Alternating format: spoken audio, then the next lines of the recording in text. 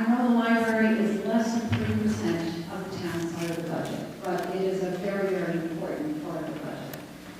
There's a minimal increase on the library, and it's only for the new server, which is desperately needed, and for the bibliomation fee, which they really don't have much control over. The Friends of the Library provide great support, but it cannot do everything, and with the money that's provided. The library is a cornerstone of our community, and it needs our full support. Please don't cut the budget and leave the library intact. The second part, and I haven't addressed this in more than 20 years since I sat on the Board of Education. And over the past 10 years, I don't think the Board of Education really has had much of an increase, marginal increase at best. I think the excess cost reimbursement for the special ed, when I was a special ed teacher for it seems like 1,000 years, and it used to be 100% reimbursement. Special education costs, for people who don't know it, if you have a mostly handicapped child, it can cost $75,000 to $100,000 per child. If you have one child, two children, 3 children or more coming to your district and you're not aware of it, it used to be 100% cost reimbursement. Then it was decreased and decreased and decreased. It's greatest, it's about 60% now. That cost reimbursement, 70%. That is an incredible impact on our budget. And I really do think that people don't realize how much that has an impact on our budgets. The operating costs alone are at a minimum for our budgets. And if you start reducing our budget, as has been suggested, you're going to be left with a bare bones budget. And I'm asking the Board of Finance, your children have been educated in our schools. And for the older people in our audience, myself included, my husband and I are retired, I want you to remember what our kids got when they went to schools. Our kids were educated by the finest teachers in the areas.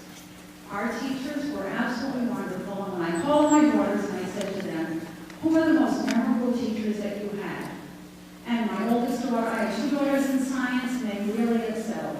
And they were remembering people like Bill Auble, and they were remembering Kirby Perlman. And I asked my daughter, and she said, Jan Heichel, definitely, from Southern Connecticut.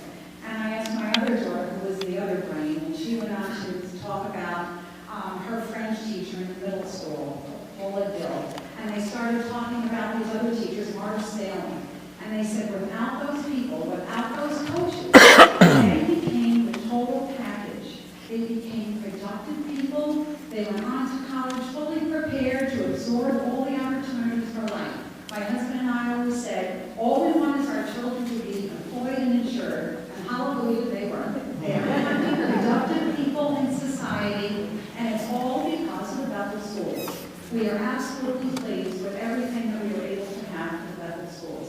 I don't want our community to wind up with a turntable of people coming in, getting their education, or getting their feet wet with 2 or 3 years of, or 1 year with a superintendent, of being here and then leaving. I mean, I'm absolutely delighted to have a principal who went through the schools as a little kid and then stayed here, because this is just a testament to our town. And this is the kind of wealth I am talking about. This is what we need here in our town. This is what makes up our community. People who see how wealthy our town is, so wealthy that they choose to stay here. They choose to go up through the ranks as a teacher. They choose to become an administrator. And this is the kind of wealth that we have in our town. Now, you can go through all the statistics that you want. This is the kind of wealth that we have. Now, does it come at a cost? Of course it doesn't come at a cost. But this is what makes people stay in Bethel. This is why I don't have a condo in Florida. This is why I'm not in Texas with my family. This is why we stay in Bethel. It is just so important for us to be here. And this is what makes a community. Please do not cut the education budget. It is so important for these kids. It's not only what they get in the classroom, it's everything that surrounds them. Not every kid learns in a classroom. After 43 years of teaching, I realize it might be that coach that's so important. It might be that person who does an after. Billy Michaels, come on. I can use my teacher voice. Billy will go. Got it, okay. All right, hi, I'm Irene Drake, 5 Pleasant Rise. I'm going to actually speak from 2 lenses. I wasn't going to. I'm actually the Teachers Union Vice President. I was on the last 2 negotiations teams. I can honestly tell you, when we say we bargain in good faith, we bargain in good faith. And everything we bargained for was taken into consideration the financial situation of Bethel at that time. It was also have to take into consideration that Bethel is the lowest paying district. We are maybe 1 step higher than Torrance. So I want people to understand where we were coming from at that point. I'm also a 3rd grade teacher at Rockwell School, and I'm going to speak from that perspective. I feel both budgets are fair and reasonable, and I highly support both of them, as I always do. But as I observed my students last week taking the state-mandated computerized SBAC test, I realized the need for better technology, better environment, better everything to make an already stressful test more manageable. I had students in tears that day, the night before, because of anxiety from a test that our state has mandated. We have so many more demands placed on our students for them to stay globally competitive. Not only academic, we have social and emotional demands that our students are dealing with. They're coming to our doors every day that we have to handle so that they have the best education possible and can be globally, nationally competitive. With so many expectations and unfunded state mandates, we as a community need to continue to support our children and help them succeed. So for my friends that want the budget decrease, get up to your state legislators like I do, write to them, call them, bug them, and say, you know what, start funding these mandates, because that's the way it's going to happen, and not the way fighting each other. We need to go up to the state level and fight them. They're the issue. So all I want to say is that we have to be willing to pay for the children, and I don't believe any further cuts should occur. Thank you. 14 Chestnut Ridge Road. I'm here to support the budget, and I would like to address the question about teacher salaries. I teach in a competing district, and I travel 30 minutes every day to work. I would absolutely love to work here in Bethel instead of the district I teach in, although I love my job. But I would take a significant cut in salary.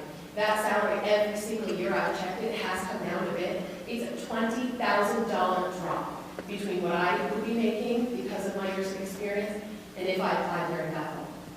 If we do not continue to support our teachers, many who live in Bethel, as you've seen that, we risk losing quality teachers. In the district where I teach, I have the opportunity to bring my children there. I choose to keep them here in Bethel because of the quality of the teachers we've had so far. It is important to keep these class sizes low. My son is in the large group of second graders this year at Rockwell School, and they have a large group of them at Berry as well. And I've spoken with the principal recently, and I hope that this is the case, and this is part of the question I have. He has had an amazing education with the teachers that he's had. Absolutely amazing. My daughter's in kindergarten, and she has had an amazing education her time here at Circle, as well as in Rockwell. I would like to see him keep that class size of the second graders at Rockwell School. I'm very scared of what will happen if he goes from 5 to 6 classes that they have at Rockwell down to 4 that they have now. And I've heard that it's very possible that we could keep 6. If you cut the budget, that's not as likely to happen. And the quality of my son's second grade education and all of those children at Rockwell and Berry will decrease, and I'm not willing to have that happen. And I don't want to take my kids out of Bethel schools and put them in a different school. So I hope that people here will understand how important it is to support the budget for those children.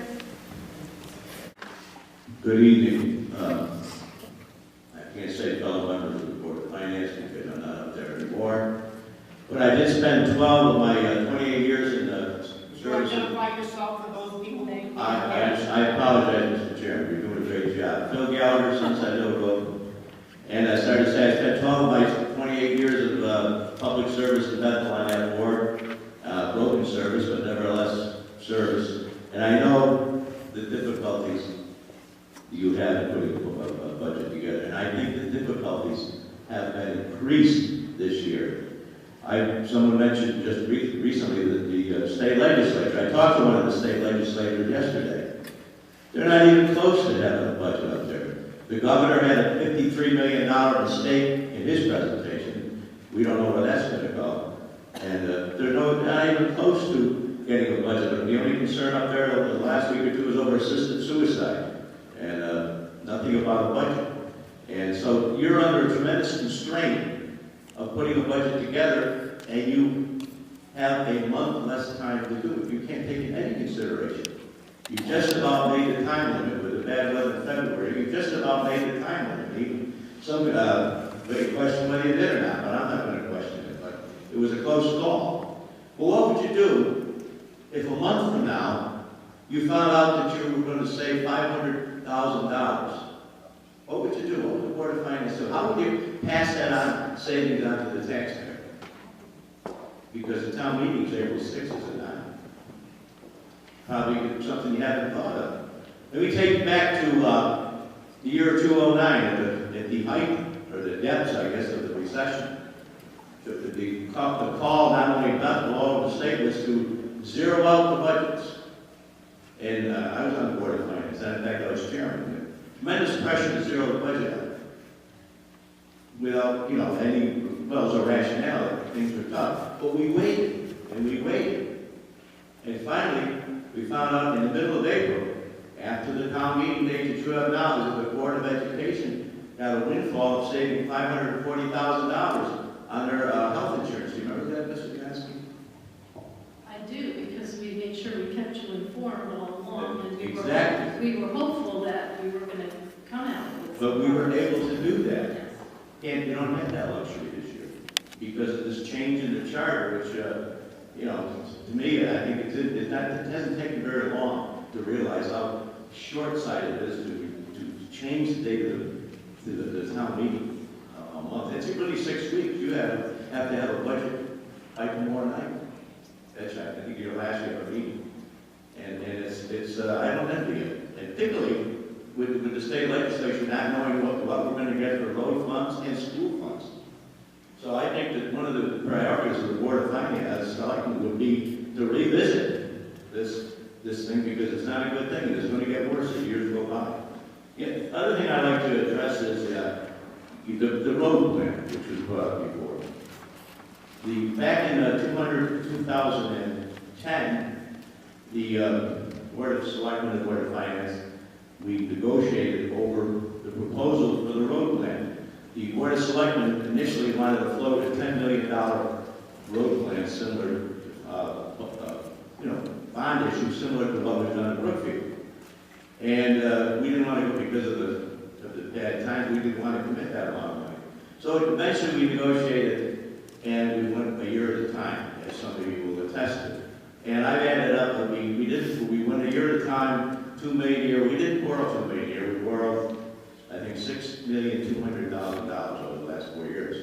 And some of the rest was to grants, and some of them, how much the grants are, I don't remember. I've been there in 2 years, but that's what we borrowed over the last 4 years, $6,200,000. There is also money that in grants, and there's also money that's in the budget, regular budget. Mr. Draper sitting up there had a very wise comment several years ago. We made a mistake the first year when we borrowed for the roads, $2 million, because we took most of the money out of the regular budget. We've never been able to get that back. Never been able to get it back because prior to 2009, we put $500,000 a year into the road account. We're not doing that anymore. So it's very difficult to wean yourself off these really bond issues.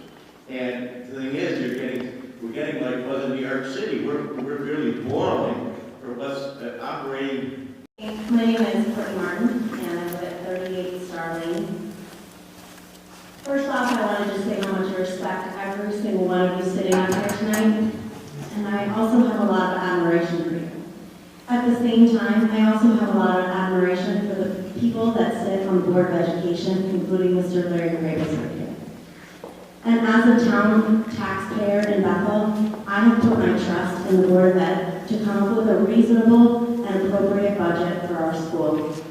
I feel like we elected them to do their job, and I'm asking you tonight that you also allow them to do the job that they were set forth to do, and trust in them, in their opinions, and let the taxpayers and the town people decide. Thank you.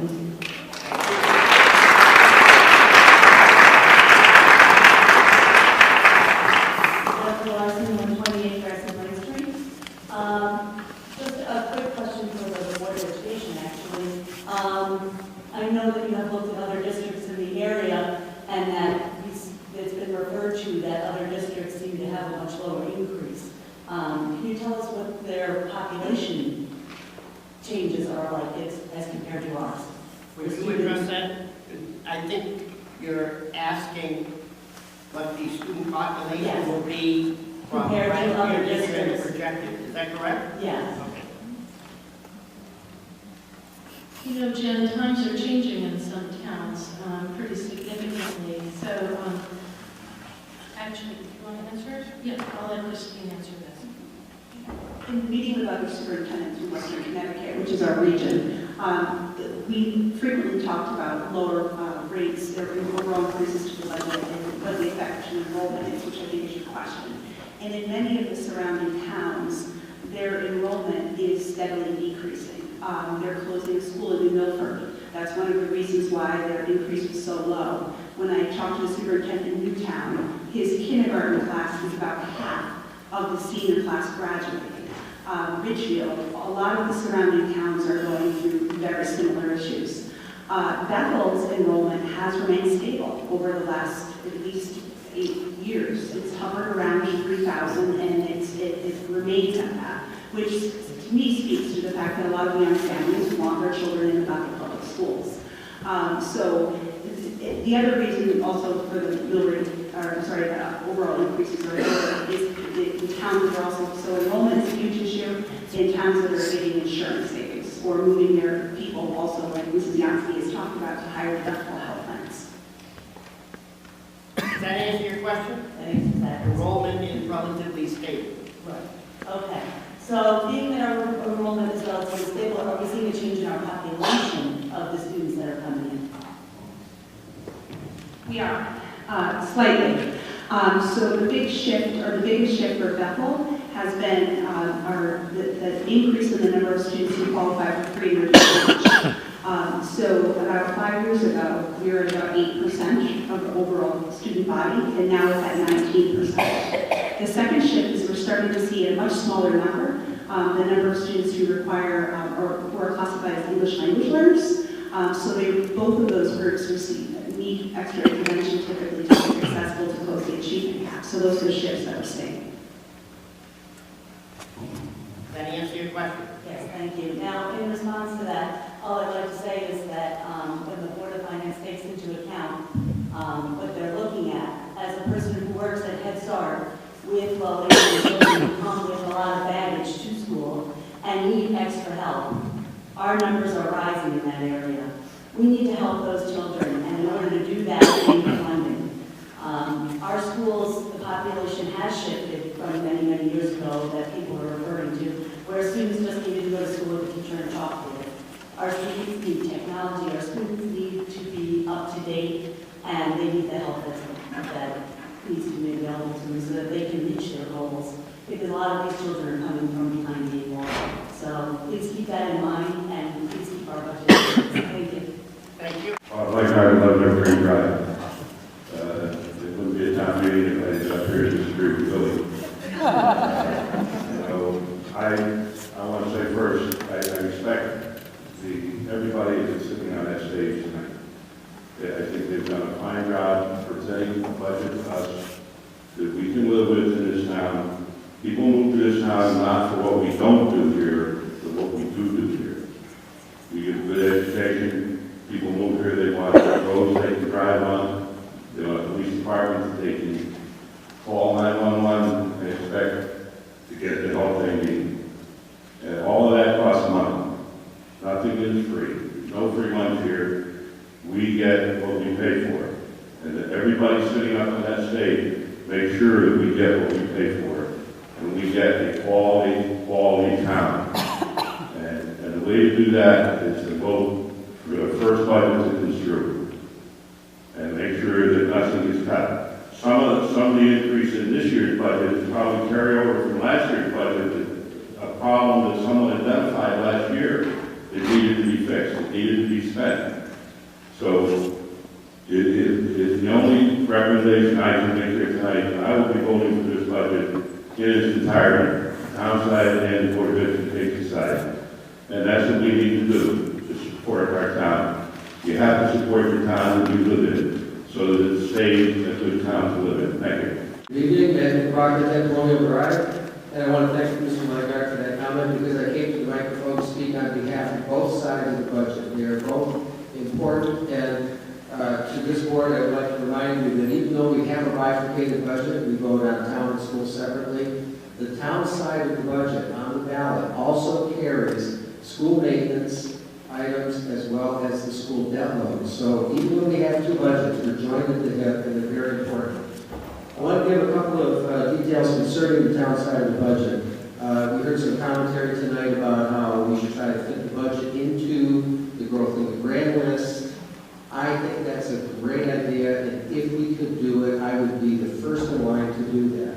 And I want to just highlight the top three items that are driving the increase on the town side.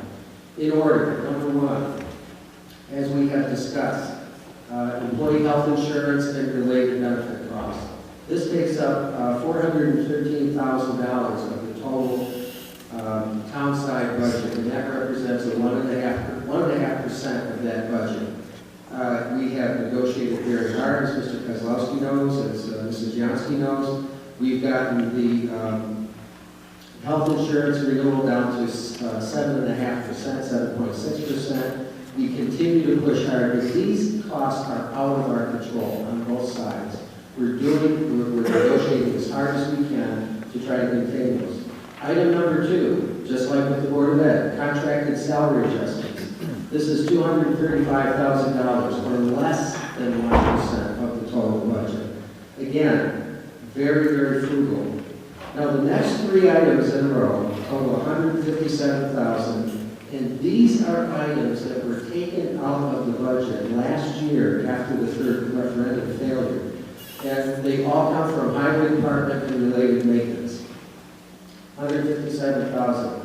Now, if you look at our spending year to date this year, I'm going to reel back a little bit. As many speakers have said, I respect the work that you've done. Last year, after the third budget defeat, you had to take money out of whatever you could to get to a number that would pass. And as part of that, salt, sand, road maintenance, and about 20 or 30 other line items had to come off that budget. And I know everybody can remember the sports with, they all said a silent prayer, maybe an out loud prayer, that said, please God, make next year be a little bit better than the last one we had. And we know how that turned out. So as it turns out, right now, as we stand here, I checked with Mr. Kozlowski today, we are overspent on sand and salt by about $90,000.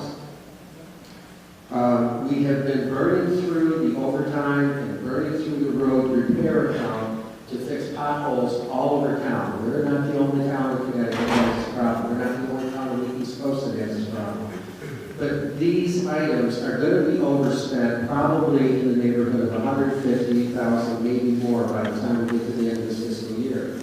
Now, as you know, we can't overspend the budget. We can't spend a penny more than what the taxpayers authorizes. So that has to come out of something. It means it's going to come out of road maintenance and construction. And then we start this cycle again of perpetuating, skipping on maintenance, and leaving ourselves vulnerable to the kind of weather that we had today. So I'm asking you and all of my colleagues and all of my neighbors in Bethel, please support both sides of this budget so we can keep ourselves on track. And we will promise to try to fit those things into the growth of the grant list as best we can. But don't take away our ability to fix the town and keep us rolling. Thank you very much. 74 Walnut Hill, glad to hear Matt talk about benefits. I got a question for the chair. Affordable Care Act. I know you talked about the numbers on both sides. Do we have a determination letter or an opinion from our third-party administrator that we are not town combined subject to the Cadillac tax and the benefits we pay? Do you have an answer for that? I think I know the answer. Our tax bills, as they went out, for people to voluntarily provide funding for those organizations as administered by the First Selectman and the head of social services. That was introduced in the state legislature. However, it died in committee this year, and I personally was I would say I'll take the blame or take the credit, depending on the point of view. But that was my plan to more richly fund those through voluntary basis.